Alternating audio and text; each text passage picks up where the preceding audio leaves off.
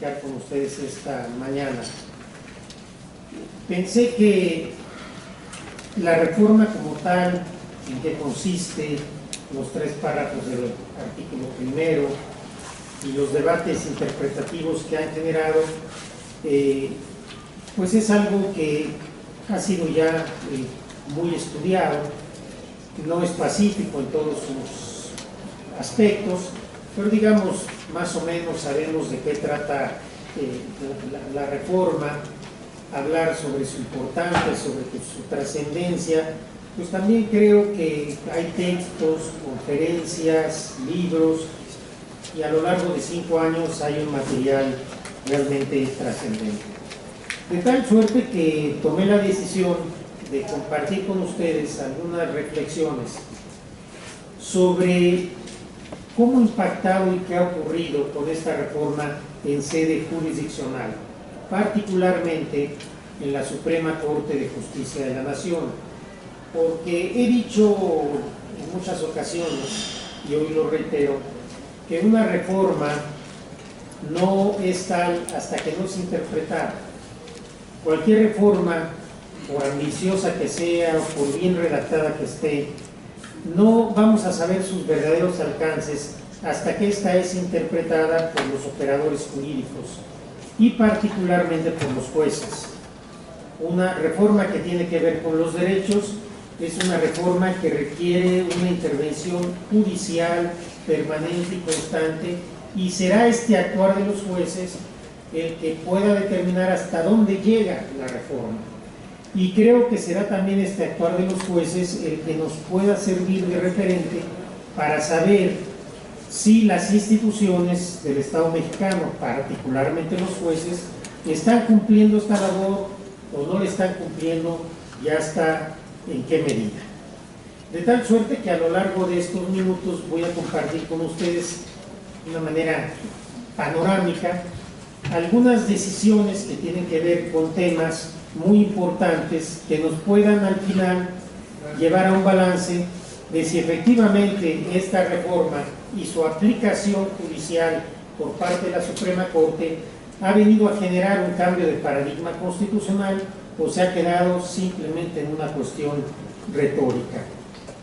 Porque desde el punto de vista dogmático, yo creo, y lo dije de inmediato cuando surgió esta reforma, que esta reforma no es solamente una de las más importantes en la historia de México, sino es además una reforma que genera un nuevo paradigma constitucional y que incluso viene a propiciar o requeriría propiciar un cambio cultural para entender realmente lo que se estaba haciendo. Si ahora me detengo a explicar por qué creo que es un nuevo paradigma constitucional, creo que me desviaría y ocuparía muchos minutos, porque yo espero que quede suficiente tiempo para poder recibir sus preguntas y sus objeciones, que creo que es lo más importante. ¿Qué es lo que ha derivado jurisdiccionalmente en la Corte de las sentencias que la Corte ha emitido a partir de esta reforma? Voy a referirme a algunos aspectos, no son todos, obviamente, no son todas las sentencias, no son todos los temas. Quizás a algunos de ustedes digan, faltó este tema, faltó aquel, pero creo que no sobrará ninguno de los que señalan. Primer aspecto. La Corte ha interpretado ya esta reforma en el sentido que genera un bloque de constitucionalidad, un parámetro de regularidad constitucional a partir del cual los derechos humanos que son reconocidos a las personas en nuestro país tienen 2 fuentes y tienen igual jerarquía: la fuente constitucional inmediata, los derechos que están en la Constitución de manera específica, y los derechos humanos que están en tratados internacionales y que por mandato de la propia Constitución también son Constitución. Hoy ya no tenemos una cuestión jerárquica entre derechos humanos dependiendo de la fuente. Hoy ya no, los derechos humanos de fuente internacional no son subsidiarios a los derechos humanos propiamente constitucionales. Y hoy una ley es contraria a un derecho humano de fuente internacional, es inconstitucional. No se trata simplemente de una cuestión de mera legalidad. Esto viene a cambiar la concepción, pero viene a cambiar también la práctica del derecho y la forma como los jueces hacemos nuestro trabajo. Pero además este bloque de constitucionalidad es el parámetro de validez de todo el orden jurídico mexicano. Tradicionalmente, en México se había hablado de la Constitución, los tratados una jerarquía infraconstitucional, las leyes que tenían un problema con un tratado se decía es una cuestión de legalidad, de ver cuál es la ley especial que voy a aplicar, y normalmente los jueces no aplicaban los derechos humanos de fuente internacional. Hoy podemos ver que en casi todas las sentencias, al menos del Poder Judicial Federal, se aplican derechos humanos de fuente internacional. Esto es un cambio realmente trascendente. Y este cambio trascendente, a partir sobre todo de la contradicción de tesis 293 de 2011, ha generado un cambio que pasa inadvertido y que quizás no se ve la importancia que tiene, pero que es de gran trascendencia, que es el cambio en el lenguaje que utilizamos los jueces. Hoy hemos hecho un cambio a partir del cual los jueces ya hablamos en un lenguaje de derechos. Si ustedes pueden revisar una versión estenográfica o una sentencia o un video de la Corte de hace 8 o 9 años y revisar uno de estos días, verán ustedes cómo ya se ha ganado una batalla cultural en los derechos. No quiere decir que siempre se logren votaciones que son favorables a los derechos, pero ya es vergonzante no hacer un debate en sede de derechos. Aun cuando se vote en contra del derecho, se tiene que justificar o tratar de justificar que se está haciendo respetando los derechos. Y este no es un cambio menor, porque esta victoria cultural en la forma en que concebimos el derecho, los juristas mexicanos y particularmente los jueces, es muy trascendente, porque el debate, la discusión ya se da a otro nivel, se da de una forma distinta que no era habitual en nuestro país. Siguiente aspecto que es relevante, que hoy tenemos en México, es que las sentencias de la Corte Interamericana, en que México es parte, son obligatorias para todas las autoridades del país. Esto también vale la pena recordarlo, tenerlo presente, porque antes de la reforma no teníamos una situación de este tipo. Y no solo eso, sino que derivado también de la contradicción de tesis 293 de 2011, hoy todas las sentencias, toda la jurisprudencia de la Corte Interamericana es vinculante para los jueces mexicanos en aquello que sea más favorable a las personas. Para entender esto es importante despojarnos de esta idea muy mexicana de jurisprudencia obligatoria y criterio y tesis aislada. Ningún país hace jurisprudencia como la hacemos en México. Creo que es una muy mala manera de generar precedentes. Ya recientemente decidimos en el Pleno que en controversias y acciones no vamos a hacer tesis, y pues en amparo ni modo, lo dice la ley de amparo, tendremos que seguir con este sistema, porque se piensa que la tesis, el presidente tiene que ser, si es obligatorio, el juez lo tiene que aplicar a fuerza. Si es tesis aislada, puede hacer lo que se le dé su gana. Las dos cosas me parece que son equivocadas. Cuando hablamos de este tipo de sentencias que son vinculantes en lo que es más favorable, no estamos hablando de una supeditación de los tribunales locales al tribunal internacional.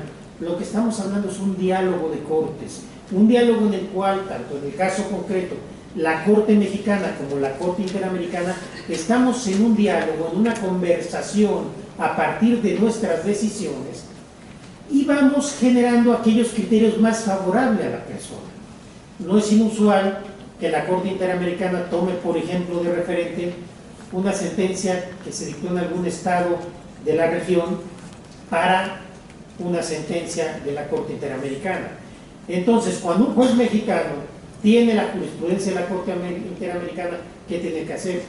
Primero, tiene que analizar los presupuestos fácticos en los que se dio la situación. He notado que se está corriendo el riesgo de empezar a aplicar las sentencias de la Corte Interamericana como si fueran tesis del sistema jurídico mexicano. Y entonces, gracias al excelente buscador jurídico que tiene la Corte, ustedes pueden buscar cualquier tema de cualquier sentencia y le van a aparecer los párrafos. Y hay abogados y hay jueces que lo único que hacen es sacan el párrafo y dicen: la Corte Interamericana ya dijo eso. Esta no es una forma adecuada de analizar o de recoger un precedente internacional. Lo que se tiene que hacer es estudiar, verificar cuáles fueron los presupuestos fácticos y normativos en donde se dio esta situación, ver si esos presupuestos realmente son aplicables al caso que estamos resolviendo nosotros. Y una vez verificado esto, analizar si este criterio de la Corte Interamericana es más proteccionista que el criterio que tenemos en el orden jurídico nacional. Si es más proteccionista, preferiremos ese criterio. Si no lo es, preferiremos los criterios que tenemos en nuestro propio orden jurídico jurisdiccional, tratando siempre aquello que sea más benéfico a la persona. Pero puede ser que el órgano jurisdiccional no solo no aplique el criterio de la Corte Interamericana, sino él mismo pueda generar un criterio más proteccionista. Los criterios de la Corte Interamericana son mínimos, no son máximos, y así hay que verlo. Esta vinculación con la Corte Interamericana me parece que es algo realmente relevante, que está generando que se fortalezca el cambio de paradigma constitucional. Ahora bien, estas situaciones, digamos que son de forma genérica, que son aplicables a cualquier materia.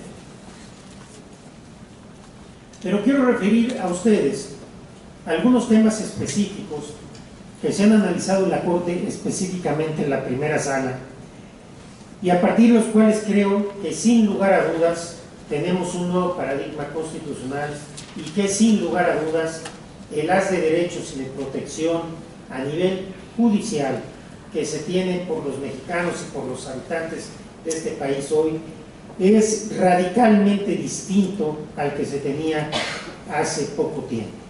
Esto no quiere decir que no haya mucho que avanzar. Por ejemplo, hace falta que todos estos criterios que voy a referir sean realmente aplicados por otras autoridades, tratándose en materia penal, por los ministerios públicos, por los policías y por los jueces, tratándose de todas las materias. Hay veces que se fijan criterios en la Corte y cuesta mucho trabajo que estos criterios vayan aterrizando a otro tipo de tribunales, pero por algo se tiene que empezar y me parece que vamos en este terreno en la dirección correcta. En materia penal, quiero referir a ustedes algunos avances que se han dado en materia penal, y aquí vale la pena hacer alguna mención, alguna reflexión sobre el debido proceso legal. El debido proceso, tal como lo ha venido construyendo la Corte en materia penal, creo, sin lugar a dudas, que es uno de los más importantes avances que se han tenido en materia de justicia y de protección de derechos en nuestro país. Sin embargo, es también uno de los avances más cuestionados, más controvertidos, más incluso atacados por la opinión pública. ¿Por qué? Porque se juntan varias cosas. Por un lado, sin duda, estamos viviendo un momento muy delicado en el país, con un índice de inseguridad muy alto, que no es reciente, llevamos ya un buen tiempo con esto, con instituciones a veces de procuración, de justicia y de persecución de delitos que no son lo eficaces que quisiéramos, y entonces es muy fácil manipular a la gente en un país como el nuestro, que no tenemos una cultura de legalidad, para responsabilizar a los jueces si alguna persona que la opinión pública ya juzgó como culpable es liberada. Cuando la policía o el Ministerio Público viola la Constitución y un juez lo único que hace es constatar que se violó la Constitución, la opinión pública y algunos activistas no critican a la policía y al Ministerio Público que no hizo su trabajo. Critican al juez que por tecnicismos soltó a quien ellos ya decidieron que era un criminal. Y esto pues, no deja de ser grave. Es entendible en los comunicadores, es entendible en la gente que no tiene una preparación jurídica, pero es realmente sorprendente que uno oiga estos juicios no solo en abogados, sino en profesores universitarios, porque ellos sí desinforman de manera muy seria. La única forma que legitime el uso de la fuerza pública y el poder punitivo del Estado para detener a alguien, procesarlo y sancionarlo por un ilícito en materia penal es el debido proceso. No hay otra manera de tener un margen más o menos cercano de certeza de que la persona que se está procesando es realmente culpable. Una persona que se le ha detenido conforme a la Constitución, que se le ha procesado conforme a la Constitución y en la cual el órgano acusador ha demostrado su culpabilidad más allá de duda razonable, habiendo tenido todas las garantías. Creo que esto va a empezar a cambiar para bien con el sistema penal acusatorio, donde muchas cosas que hoy se hacen no se podrán hacer, o que antes se hacían hoy ya no se pueden hacer.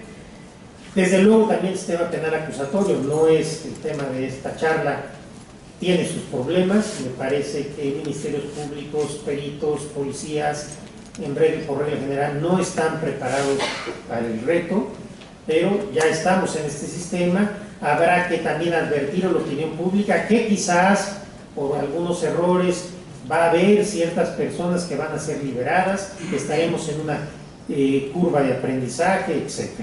Pero lo cierto es que todavía venimos arrastrando el anterior sistema, en donde hay una cantidad, miles de mexicanos inocentes en la cárcel por tortura, por delitos prefabricados, por testigos que según la policía lo señalaron y no vuelven a aparecer en el proceso, etc. Y me parece que a quien debemos exigir es precisamente a los órganos acusadores que cumplan la Constitución. A los jueces nos toca velar porque se cumpla la Constitución. Y el debido proceso no son tecnicismos, son los elementos mínimos del derecho de defensa al que tienen derecho todos. Y quienes critican estas decisiones no se ponen a pensar que a cualquiera les puede pasar esto.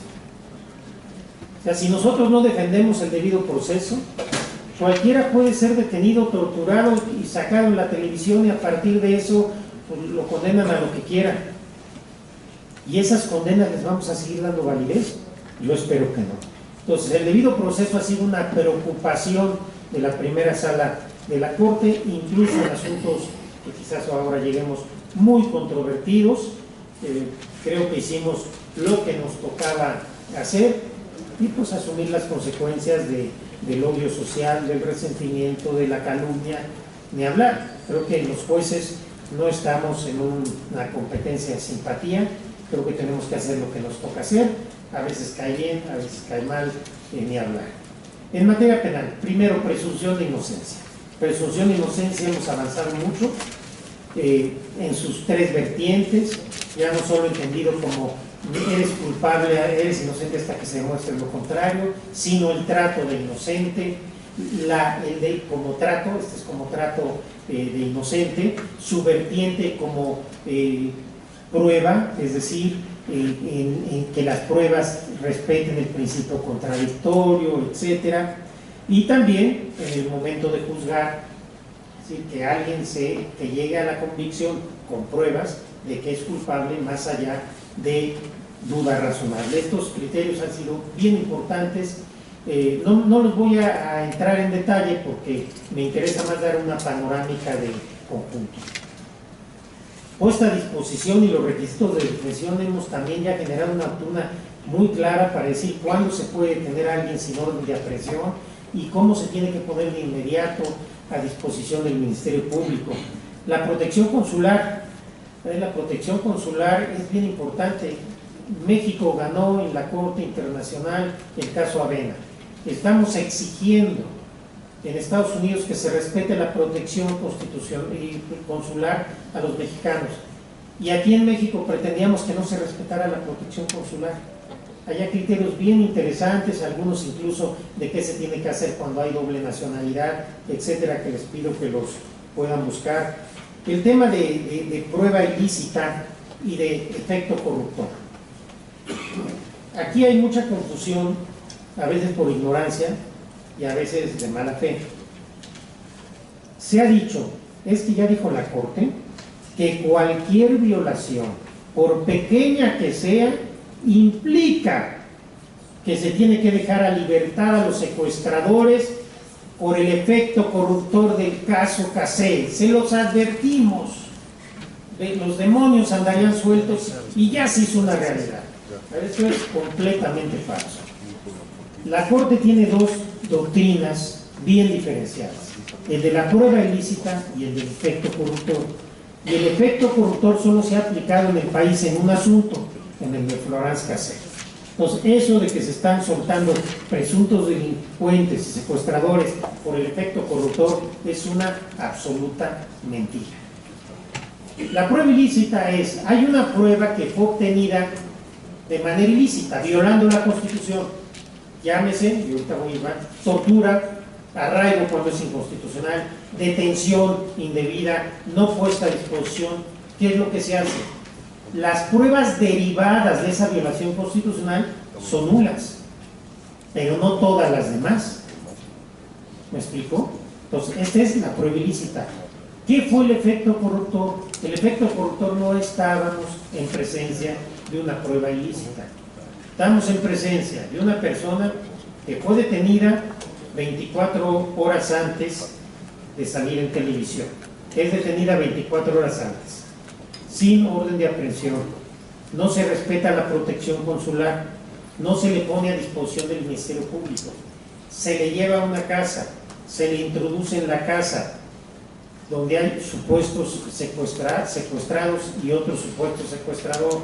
Se llama a la televisión, se llega al lugar, se simula un rescate, sale esta persona, la toman en televisión y después los testigos la reconocen porque la vieron en televisión. Díganme, ¿qué tenemos que anular para que ese procedimiento sea válido? Ese proceso es absolutamente nulo, está viciado. Son de tal manera las violaciones constitucionales que no queda nada que pueda ser especie de poder generar una acusación. Y había quien decía, no, es que quita los testimonios, donde dice televisión, quita televisión. A ver, el testimonio es único, no se puede dividir. Entonces, díganme en qué país más o menos civilizado esta persona hubiera durado más de 2 días en la cárcel, por no decir 2 horas. Y sí, fue muy criticado ese asunto, pero no se ha vuelto a hacer un montaje. Se ha cuidado cada vez más, todavía hay excepciones, en la no exposición a los medios de comunicación. Y se ha generado poco a poco una doctrina del debido proceso que antes nadie sabía que era. Hoy las autoridades ya dicen, hay que cuidar el debido proceso. A veces lo logran, a veces no, pero se logró un cambio en el lenguaje. Si esta persona, me pregunta, es inocente, pues no tengo la menor idea. Ese no era mi trabajo. Mi trabajo era analizar si había sido procesada conforme a la Constitución. Y hay algo que casi nadie ha dicho. A ver, el proceso fue nulo, completamente nulo. Esta persona podría haber sido juzgada nuevamente. Esto nadie lo ha dicho. Y se enojaron de manera muy visceral con los 3 ministros que votamos por la libertad. ¿Y por qué nadie se enojó con quienes hicieron todo esta cadena de violaciones graves a la Constitución? Porque en última instancia los responsables de que esta persona haya salido son ellos, no nosotros. Y me parece que haber avalado eso hubiera sido un precedente terrible, gravísimo. Entonces, una cosa es defecto corruptorio y otra cosa es prueba ilícita. Son cosas distintas. La Corte ha sido extraordinariamente cuidadosa en sus precedentes de irlos afinando para que no se pueda hacer un uso indebido de ellos.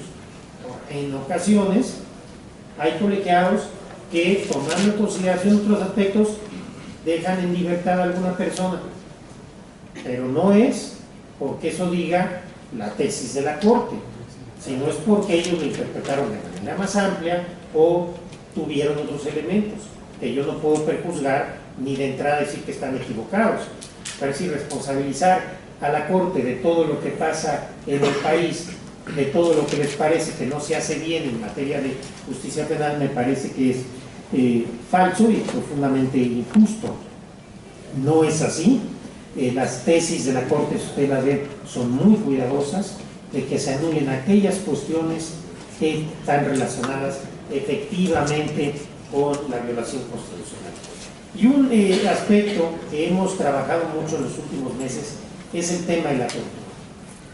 El tema de la tortura era la práctica de investigación en México durante décadas, después disminuyó y después volvió a incrementarse. ¿Qué se había hecho tradicionalmente? A ver, pues si yo no veo que tengas ninguna señal de tortura, de golpes, etcétera, entonces, pues el juez decía, yo no validez esto que dices de tortura y denuncio al Ministerio Público para que investigue si hay un delito de tortura. Así se hacía. Pero como seguramente ustedes saben, hay muchas formas de torturar sin dejar huella, muchísimas.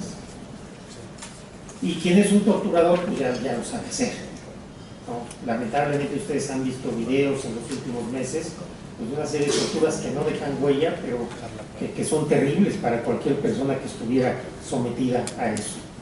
Entonces lo que dijo la Corte es lo siguiente. Primero, hay que distinguir dos cosas: la tortura como violación al proceso y la tortura como delito. La tortura como delito se tiene que dar vista al Ministerio Público, se tiene que hacer una investigación y el nivel de exigencia de prueba de esa tortura es muy alto, porque es la responsabilidad penal. Pero hay también la prueba de la tortura con violación al proceso. Entonces, cuando alguien diga que fue torturado, el juez tiene que abrir un incidente para investigar la tortura como violación al proceso, no como delito. Si no nos interesa quién lo cometió, ni cómo lo cometió, ni que tengamos la prueba de certeza, y se hace particularmente a través del protocolo de Estambul y de algún otro tipo de pruebas. Y si esa persona se acredita que fue torturada, entonces las pruebas derivadas de la tortura son inválidas. Esto creo que es un cambio bien importante.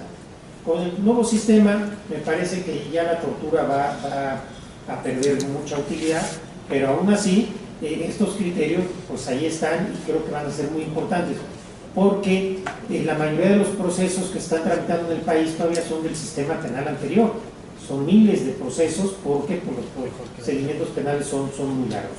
Como ustedes pueden ver, nada más con estos elementos que les he dicho en materia penal, es impresionante lo que hemos avanzado en criterios jurisdiccionales protectores en materia penal. Ya sé y me queda claro y entiendo que esto no se aplica todavía en todas las agencias del MP, ni todos los juzgados, es realidad, pero vamos avanzando poco a poco. Y no caigamos en este falso debate entre el derecho de los delincuentes, además no son delincuentes hasta que no sea aprobado, y las víctimas. Esto es un falso debate. Las víctimas no es un derecho de venganza. Las víctimas tienen derecho a la verdad, en su caso, a la reparación del daño, a la justicia, pero también la primera sala ha protegido a las víctimas. Aún antes de la nueva ley de amparo, de la ley de amparo vigente, habíamos establecido que podían promover las víctimas el amparo directo y el amparo indirecto. Hemos señalado, por ejemplo, que tienen derecho a apelar incluso en los códigos procesales que no les permiten apelar, y que tienen derecho a ofrecer pruebas, etcétera. Entonces, se está logrando también que las víctimas tengan una participación. No caigamos en ese falso debate entre las víctimas y los delincuentes, que además como si uno tuviera que tomar un bando. De lo que se trata es que se respete la Constitución y que el Estado mexicano sea eficaz con pleno respeto a los derechos humanos. Siguiente tema genérico, en materia familiar. En materia familiar hemos también avanzado muchísimo. Quizás es la materia en que más hemos avanzado, es una de las materias más olvidadas, en donde urge un proceso oral que es precisamente en materia familiar. Hemos elaborado muchos criterios en beneficio del interés superior del niño, que sean escuchados en los procedimientos de acuerdo a su edad. Hemos tenido también precedentes en donde decimos cómo debe ser valorado el testimonio de un niño, porque es muy chistoso. Viene un niño de 5 años y luego el juez quiere valorar el testimonio del niño de 5 años como si fuera un adulto. Esto es verdaderamente absurdo.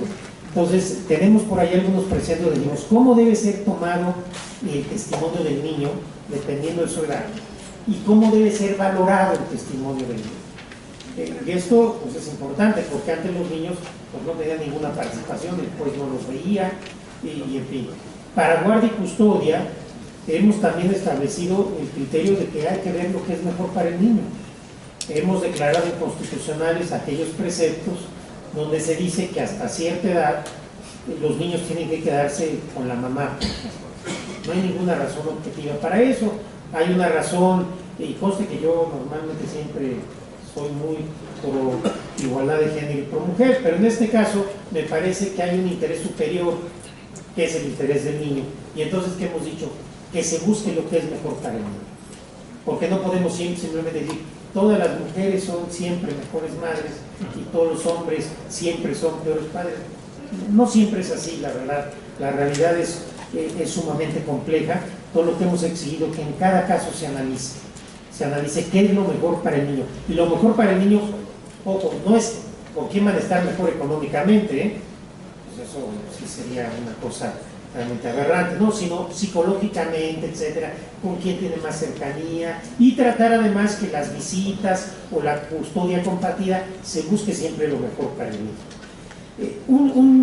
Una jurisprudencia muy interesante y divertida es que declaramos inconstitucionales las causales de divorcio. Derivado del derecho al libre desarrollo de la personalidad, establecimos en la sala que nadie tiene la obligación, que el Estado no me puede obligar a permanecer casado. Entonces, si alguien ya no quiere estar casado, puede divorciarse sin perjuicio de los derechos alimenticios, tanto para los niños, en su caso, para el cónyuge o la cónyuge. Eso es importante. Eso de que pues, ya no le voy a dar el divorcio, pues eso ya pasó de moda, el divorcio, pero digamos que fue una resolución que sí tuve algunos reclamos, porque pues, sí no deja de ser peculiar, y se piensa que es una decisión contra las mujeres, y la verdad es que no, porque se garantizan de manera plena los derechos de la mujer. Lo único es que pues, no tienen que permanecer casados. Y en muchas ocasiones, ustedes lo saben, obligar a una pareja que esté casada no necesariamente es lo mejor para los niños. Un matrimonio donde hay violencia, etcétera, no, pero tienen que estar casados y luego se van a un juicio larguísimo y tienen que probar las causales de divorcio, y entonces el esposo dice mentiras, el otro dice mentiras, y es un caso terrible. Yo me acuerdo de mis primeros asuntos cuando era abogado, muy joven, fue un asunto de divorcio, y era en el estado de México, y allá había una audiencia conciliatoria, estoy hablando de hace como 30 años. Y entonces mi cliente me dijo que su esposo la había insultado, le había dicho una serie de palabras, porque en las demandas hay que poner las palabras, literal, y la hora, y todo lo que le había hecho. Y bueno, terrible este hombre, pues, y llega a la audiencia el esposo, y tenía incapacidad permanente, tenía esclerosis múltiple, estaba en silla de ruedas, apenas podía hablar. le digo, señora, no puede ser posible. Obviamente de inmediato hablé con los abogados que había que llegar a un arreglo en el... Pero es decir, esto les doy como un ejemplo de que la verdad tampoco es que siempre la víctima sea la mujer. En la mayoría de los casos sí, tenemos un problema grave de violencia familiar, de discriminación, de abuso de las mujeres, por supuesto que sí, y por eso yo me uno a la campaña que creo que hay ahora de Vámonos Respetando. No sé si la han visto, pero ayer Yuriria Sierra escribió de eso, y hay una hashtag que se llama Vámonos Respetando, entonces yo me uno a esa propuesta. Hemos también trabajado mucho en restitución internacional de menores, un tema que también es bien complicado, donde tenemos precedentes muy erráticos, y venimos al tema de las mujeres. En las mujeres hemos hecho muchas cosas, les señalo nada más algunas. Primero, la obligación de juzgar con perspectiva de género. Entender que hay asuntos donde tenemos que tomar en cuenta el papel de la mujer. No se necesita ser mujer para juzgar con perspectiva de género, y no necesariamente siempre las juezas o las magistradas son las que juzgan más con perspectiva de género. Ahí, pues es una realidad, no tiene que ver con eso. Segundo, hemos también atendido el tema de feminicidio y hemos establecido una serie de parámetros, de elementos de cómo se tiene que investigar un delito por odio en contra de una mujer. Esto es bien relevante. Y por último, porque ya veo que el tiempo corre, tenemos un precedente muy importante sobre la doble jornada. Sí, cuando viene un divorcio, hay una indemnización que debe darse también a la mujer por considerar la doble jornada. Es decir, casi todas las mujeres en este país, creo que casi todos, se les exige muchísimo. Tienen que ser profesionistas, madres, esposas, amas de casa, y todo hacerlo bien. Y esto genera muchas injusticias. Entonces había un asunto en donde pues ya venía el divorcio, la mujer ya era mayor, estaba enferma, y el esposo dijo, no, pues ella tiene su pensión de ISSSTE o del IMSS, que con eso se quede. Pero dijimos, no, aquí tiene que haber una reparación, una compensación por la doble jornada. La doble jornada es que esta señora llegaba a su casa y hacía una serie de labores en la casa que no recibía un emolumento, pero que eran en beneficio del matrimonio. Creo que es un precedente bien importante. Sacó incluso un premio internacional de no sé qué, porque me avisaron y yo no estoy al tanto de esas cosas, pues no les puedo dar ni la referencia, pero fue un asunto importante, relevante, y como un precedente de protección a la mujer. En la sala hemos estado muy atentos de tratar de ir generando precedentes que ayuden precisamente a las mujeres, que las protejan de la injusticia, de la violencia, de la discriminación. Hemos tratado también de impulsar la igualdad de género en precedentes de pleno, entendiendo el tema del techo de cristal, la desventaja con la que compiten en el mercado laboral, etc.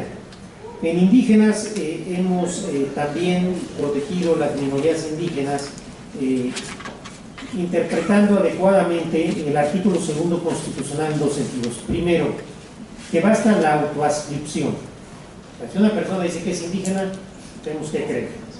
Y segundo, se le tiene que dar un traductor y un intérprete de lengua indígena que conozca la lengua y la cultura. Aquí es importante destacar que no es lo mismo el traductor que el intérprete. El traductor conoce la lengua, el intérprete conoce la cultura. ¿Por qué es importante? Porque las lenguas indígenas, según en alguna ocasión nos explicaron que tuvimos reuniones con expertos en este tema, tienen un lenguaje muy simbólico. En muchas ocasiones construyen lo que quieren decir no a partir de palabras específicas que tengan un contenido también específico, sino a partir de lenguaje alegórico. Entonces, a partir de un lenguaje a veces alegórico, las lenguas indígenas están produciendo su mensaje, y se requiere que haya el intérprete que conozca la cultura y el traductor, a veces puede ser la misma persona, porque de nada sirve que alguien conozca la lengua si no conoce cuál es la cosmovisión en la que esa lengua se está dando. Hemos también protegido de manera importante a las personas con discapacidad. Ustedes habrán oído del caso del chico con Asperger, en donde establecimos ciertos lineamientos, cómo se tenía que respetar su voluntad, para efecto de las protecciones que requería, y tenemos algunos precedentes también en el que hemos hecho condenas por publicidad o ofrecimiento de empleos discriminatorios, etc. Las minorías con orientación sexual, y este tema me gustaría dedicarle mucho tiempo, pero no lo tengo, particularmente lo que tiene que ver con el matrimonio igualitario. La primera sala de la Corte ha generado una jurisprudencia, fue el primer tribunal en América en establecer la inconstitucionalidad de prohibir el matrimonio igualitario.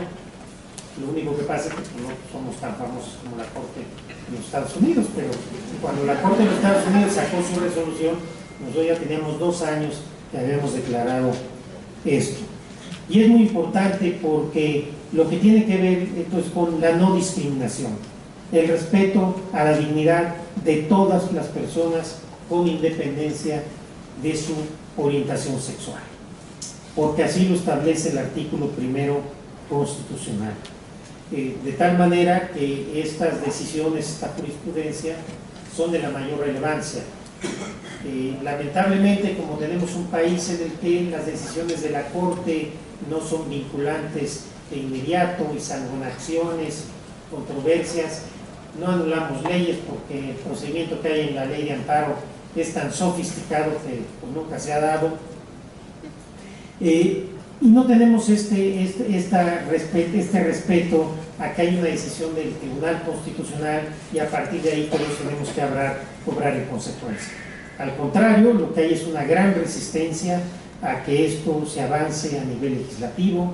Hoy todavía las personas, salvo creo que en el estado de Jalisco, necesitan acudir a un amparo para poderse casar, porque pues ha venido una embestida muy importante en contra del Estado laico y del matrimonio igualitario, y ha habido prudencia, por llamarlo de alguna manera, por parte de los actores políticos para impulsar el establecimiento claro de este derecho, que por lo demás no era necesario establecerlo, porque ya la Corte lo dijo y se deriva del artículo 1 constitucional. Yo soy muy respetuoso y tengo que serlo como juez y como ministro de todas las expresiones que se den en la sociedad, pero creo que nadie tiene el derecho a pretender imponer su moral y su religión a todos los demás. Estamos en un país laico. Yo respeto que las iglesias en su seno acepten o no acepten el matrimonio igualitario, lo reduzcan a una situación de una unión entre hombre y mujer, por una situación de fe, o por una situación de normas o de reglas dentro de su comunidad, y ya será decisión de cada quien, si está en esas religiones o en esas iglesias, pues aceptar esas reglas o no, o dar las batallas para cambiarlas dentro de las iglesias. Pero me parece que lo que no es admisible es que se quiera imponer un modelo de moral a todos los demás. Todas las personas merecen el mismo respeto, todas las personas tienen la misma dignidad, y en muchas ocasiones estos discursos constituyen unos verdaderos discursos de odio, de discriminación, de desunión, de polarización. Es lamentable la embestida que estamos viendo, y no nos queda, a quienes creemos en el Estado laico y a quienes creemos en el Estado liberal, pues seguir haciendo lo que nos toca, seguir haciendo nuestro trabajo y seguir haciéndolo de la manera que mejor podamos hacerlo, con el respeto, reitero, de todas las personas, porque ya lo decía Sartori, el índice de una democracia lo da el respeto a las minorías. El voto, que se respete el voto y que lleguen al poder quienes tuvieron la mayoría, los votos, pues eso ya no es tema en una democracia desarrollada. El tema es quienes llegaron a ello, cómo respetan una democracia sustancial que se da precisamente en el respeto de los derechos humanos de todos, absolutamente de todos, y particularmente de las minorías. Los derechos humanos no son, no pueden estar sujetos a votaciones, ni a encuestas, ni a marchas, ni a trending topic en el Twitter, ni a nada de esas cosas. Los derechos humanos se deben respetar para todos. Siguiente tema, libertad de expresión, ya no me da tiempo, ahí también hemos desarrollado mucho. Hemos avanzado también hacia la eficacia horizontal de los derechos humanos, en materia de salud, en materia de vivienda, entendiendo, por ejemplo, que los hospitales y los médicos tienen que respetar el derecho a la salud y estableciendo, gracias, que ahí tienen una vinculación también como sujetos obligatorios en materia de derechos humanos. No podía faltar el caso de la marihuana, obviamente, que es parte del derecho al libre desarrollo de la personalidad, en el sentido de que la prohibición absoluta del autoconsumo de la marihuana es inconstitucional y que parte de este derecho que tenemos todos de que hay un ámbito de intimidad en el cual no puede intervenir legítimamente el Estado. Me gustaría explicarlo más, pero ya no tenemos mucho tiempo. Pero sin duda, pues es la sentencia que ha tenido un mayor impacto mediático en toda la historia de la Corte, porque tuvo un impacto mundial. Fue una noticia en todo el mundo porque somos el primer tribunal a nivel nacional que sacamos una resolución de este tipo. Por último, antes de la conclusión, en responsabilidad civil por reparación, en responsabilidad civil por daño moral, esto es importante porque aquí también cambiamos el paradigma a través de establecer ya daños punitivos para que haya una responsabilidad realmente que tenga sentido a aquellas personas que no cumplen con sus deberes de cuidado o causan negligencias graves. El primer caso fue de un hotel en Acapulco, en donde un chico se cayó en un lago artificial y se lo electrocuta porque había una falla eléctrica en él.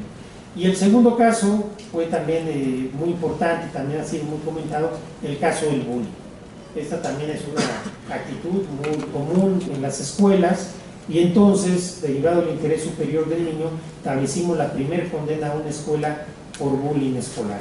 Las escuelas tienen la obligación de tomar medidas para prevenir el bullying, tienen la obligación de tomar medidas cuando han sido enteradas, informadas del bullying, y si no lo hacen así, habrá consecuencias. En esta escuela, no solo la institución no tomó medidas preventivas, no solo no tomó medidas correctivas, sino que la propia maestra era parte del bullying a este chico y obviamente hubo una condena.